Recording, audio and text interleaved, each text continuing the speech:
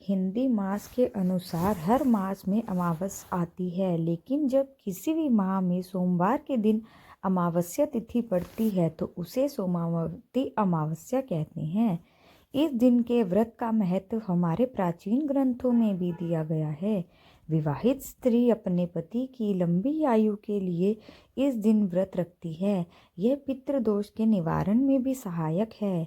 इस दिन को गंगा जल का स्नान भी बड़ा महत्व है। जो मनुष्य गंगा स्नान को नहीं जा सकते वह अपने घर में ही पानी में गंगा जल मिलाकर तीर्थों का आह्वान करते हुए स्नान करे। इस दिन स्नान दान का विशेष महत्व है। ऐसी मान्यता है कि इस दिन मौन रहकर स्नान करने से सहस्त्र गो दान के समान पुण्य की प्राप्ति होती है। कुरुक्षेत्र के ब्रह्मा सरोवर में स्नान करने से अक्षय फल की प्राप्ति होती है। सोमावती अमावस्या व्रत पूजन सामग्री: पुष्प, माला, अक्षत, चंदन, कलश, दीपक, घी, धूप, रोली, भोग, धागा, सिंदूर, चूड़ी, बिंदी, सुपारी, पान के पत्ते, मूंगफली 108 की संख्या में। सोमावती अमावस्या व्रत विधि: सोमावती अमावस्या का व्रत विवाहित स्त्रियां अपने पति की लंबी आयु के लिए करती है। इससे अस्वस्थ पीपल प्रत दक्षिणा व्रत भी कहते हैं। इस दिन प्रातःकाल उठकर नित्य कर्म तथा स्नान कर स्वच्छ वस्त्र पहन ले। अब सभी पूजन सामग्री लेकर पीपल के वृक्ष के पास जाए। पीपल की जड़ में लक्ष्मी नारायण की स्थापना करके दूध जल अर्पित करे। पीपल की जड़ में सूत लपेट दे। भगवान का ध्यान करके पुष्प, अक्षत, चंदन, भोग, धूप इत्यादि अर्पण करें। फिर प्रेम पूर्वक हाथ जोड़कर भगवान की प्रार्थना करें। अब पेड़ के चारों ओम श्री वासुदेवाय नमः बोलते हुए 108 बार परिक्रमा करें। इसके बाद कथा सुने अथवा सुनाए। सामर्थ्य अनुसार दान दे। ऐसा करने से भगवान पुत्र, पौत्र, धन, धान्य तथा सभी मनोवांछित फल प्रदान करते हैं। ध्यान दें, इस दिन मूली और रुई का स्पर्श ना करें। सोमावती अमावस्या व्रत कथा: एक साहूकार था। उसके 7 बेटे, बहुएं और एक बेटी थी। साहूकार के यहाँ एक जोगी भिक्षा मांगने आता था। जब साहूकार की बहुएं जोगी को भिक्षा देती तो वो ले लेता, लेकिन जब बेटी भिक्षा देती तो नहीं लेता। कहता कि तू अभागी है, तेरे हाथ से भिक्षा नहीं लूंगा। उसकी यह बात सुन सुनकर बेटी सूखकर कांटा हो गई। एक दिन उसकी माँ ने पूछा कि बेटी, तुझे अच्छा खाने को मिलता है, अच्छा पहनने को मिलता है, फिर भी तू सूखकर कांटा हो रही है। अगर तुझे कोई परेशानी है तो हमें बता। बेटी बोली, माँ, हमारे यहाँ जो जोगी भिक्षा मांगने आता है वो भाभीयों से तो भिक्षा ले लेता है, पर जब मैं भिक्षा देने जाती हूँ तो कहता है कि तू अभागी है, तेरे हाथ से भिक्षा नहीं लूँगा। दूसरे दिन जोगी जब भिक्षा लेने आया तो साहूकारनी बोली कि एक तो मेरी बेटी तुझे भिक्षा देती है, ऊपर से तू उसे अभागी कहता है। जोगी बोला, मैं तो जो इसके भाग्य में लिखा है वही कहता हूँ। तब साहूकारनी बोली कि जब तुझे इतना पता है तो इसको दूर करने का उपाय भी पता होगा। वह बोला कि उपाय तो है पर बहुत कठिन है। वह बोली कि तू बता, मैं मेरी बेटी के लिए कुछ भी करने को तैयार हूँ। तब जोगी बोला कि 7 समुंदर पार एक शोभा धोबन रहती है। वह सोमावती अमावस्या का व्रत करती है और वो इसे सुहाग दे सकती है, अन्यथा जब इसकी शादी होगी तब इसके पति को फेरों में सांप काट लेगा और ये विधवा हो जाएगी। इतना सुनना था कि वह उठी और अपने बेटों को ये बात बताई और साथ चलकर शोभा धोबन को ढूंढने के लिए कहा। सबने एक एक कर मना कर दिया तो वह अपनी बेटी को लेकर चल पड़ी शोभा धोबन को ढूंढने। चलते चलते वह समुद्र के किनारे तक आ पहुंची और सोचने लगी कि अब आगे कैसे चला जाए, इतना विशाल समुद्र कैसे पार करें। वह एक बड़ का पेड़ था, वहीं दोनों माँ बेटी बैठ गई। उस पेड़ के ऊपर एक हंस का जोड़ा रहता था और नीचे पेड़ की जड़ में एक सांप रहता था। जब हंस का जोड़ा दाना चुगने जाता तो सांप हंस के बच्चों को खा जाता था। हंस उसे देख नहीं पाते थे। उस दिन भी सांप हंस के बच्चों को खाने के लिए पेड़ पर चढ़ रहा था कि हंस के बच्चों की आवाज़ सुनकर माँ बेटी ने देखा कि सांप हंस के बच्चों को खाने जा रहा है, तो उन्होंने सांप को मार दिया। शाम को जब हंस का जोड़ा आया तो उन्होंने माँ बेटी को वहाँ बैठा पाया तो सोचा कि यही मेरे बच्चों को मार देते हैं।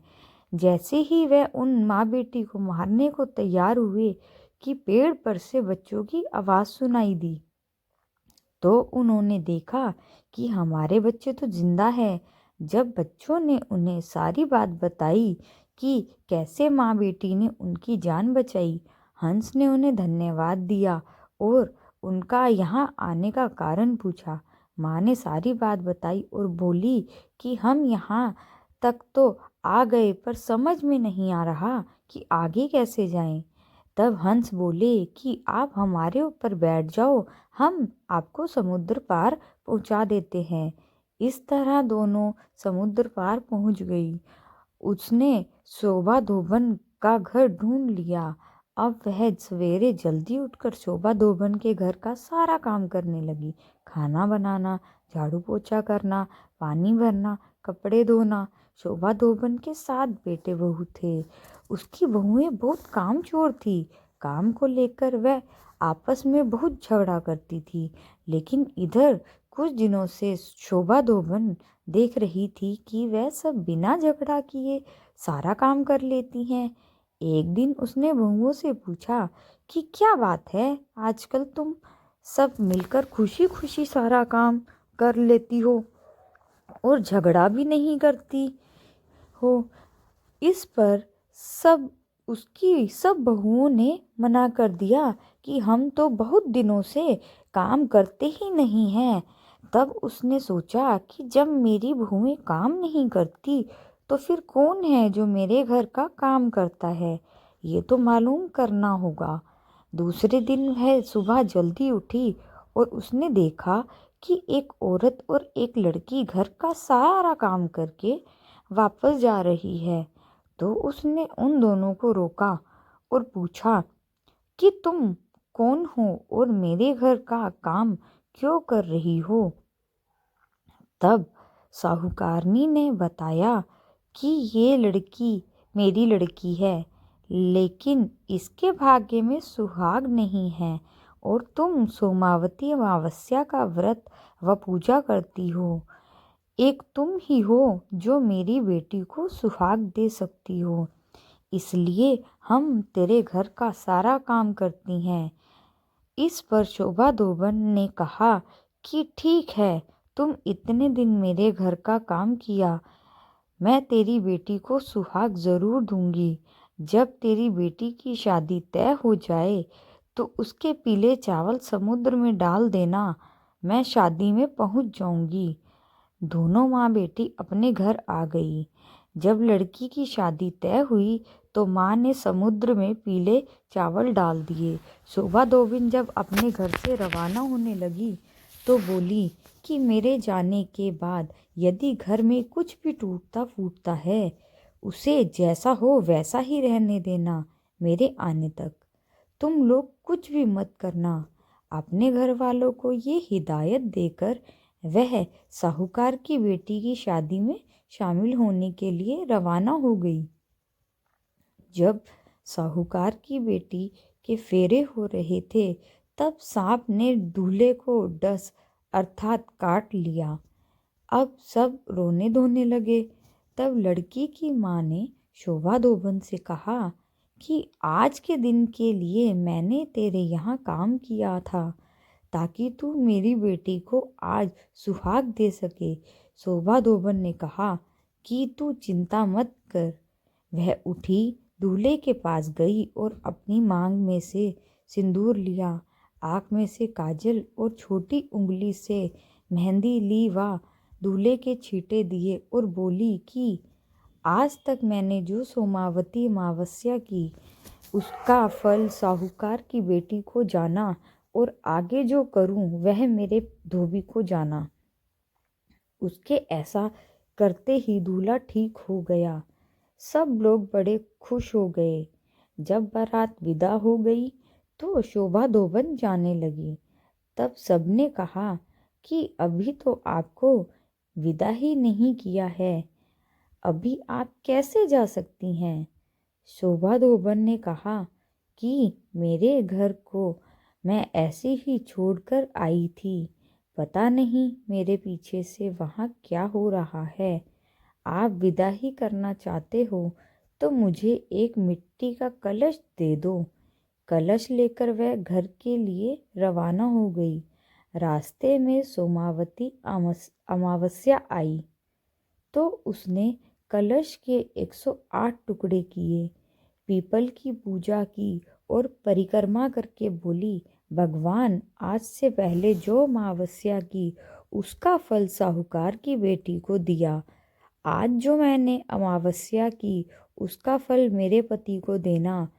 फिर कलश के टुकड़ों को गड्ढा खोदकर गाड़ दिया और घर के लिए चल दी। उधर घर पर उसका धोबी मर गया। सब धोबन का इंतजार कर रहे, क्योंकि वो कह कर गई थी कि मेरे पीछे से तुम लोग कुछ भी मत करना। जब वह घर पहुंची तो देखा कि उसका धोबी मरा पड़ा है और सब लोग रो रहे हैं। उसने कहा कि सब लोग चुप हो जाओ। वह अपने धोबी के पास आई और अपनी मांग में से सिंदूर लिया, आँख में से काजल और छोटी उंगली में से मेहंदी निकालकर छींटे दिए और बोली, भगवान आज से पहले जो अमावस्या की उसका फल साहूकार की बेटी को दिया, आज जो मैंने अमावस्या की उसका फल मेरे पति को देना। ऐसा करते ही उसका पति उठकर बैठ गया। इतने में ब्राह्मण आया और बोला, जजमान अमावस्या का दान दो। धोबन बोली कि मैंने तो पीपल के पेड़ के पास गाड़ दी, वहाँ से निकाल लो। ब्राह्मण ने वहाँ जाकर देखा तो सोने की 108 मोहरें हो गई। पूरे गांव में ढिढोरा पिटवा दिया कि सोमावती अमावस्या का व्रत पूजा करें व दान दें। हे सोमावती माता, जैसे आपने साहूकार की बेटी को सुहाग दिया और धोबी को जीवन दान दिया, वैसे ही सबको देना। कहते को, सुनते को व हुंकारा भरते को, घटती हो तो पूरी करें, पूरी हो तो मान रखना भगवान। Thanks for watching. Please, if you like, share, subscribe my YouTube channel, and thanks for the watching.